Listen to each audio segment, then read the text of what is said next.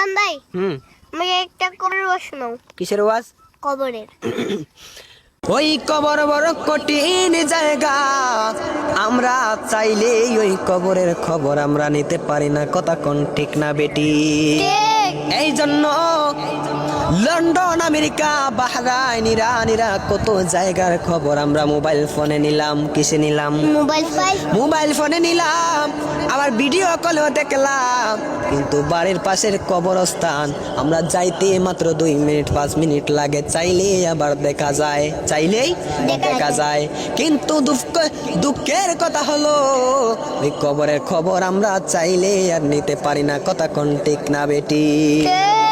এই জন্য উসমান জুন্নুরাইন সব জায়গায় গেলে শুধু কান্না করতেন। সাহাবীরা বলেন, উসমান ও গো আমার প্রাণের উসমান গো, তুমি সব জায়গায় গেলে হাসো, তাহলে কবরের পাশে গেলে শুধু কান্না করো কেন? উসমান জুন্নুরাইন ডাক দিয়ে বলেন, আমি যখন কবরের পাশে যাই ওই কানে গেলে শুধু কান্না করি, আর সব জায়গায় গেলে শুধু হাসি। ওইটার কারণ কি? বলে ওইটার কারণ হলো একটাই, আমার নবী বলেছেন ওই কবরটা হলো আখিরাতের প্রথম মঞ্জিল। আখিরাতের প্রথম মঞ্জিল।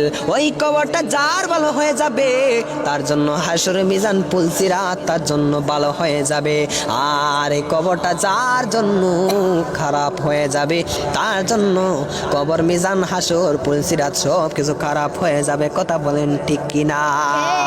এই জন্য তাহলে সব জায়গায় গেলে হাসো কেন? এবার উসমান জুন্নুরাইন বলেন, আমি নবীজির কন্যাকে বিয়ে করলাম, তাও একটা না, আমি নবীজির 2টা কন্যাকে বিয়ে করছি। জোরে কোন কয়টা? 2টা।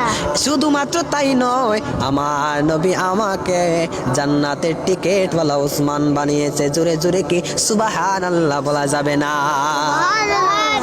জান্নাতের টিকেট বানিয়েছে গো, আমাকে জান্নাতের টিকেট বানিয়েছে।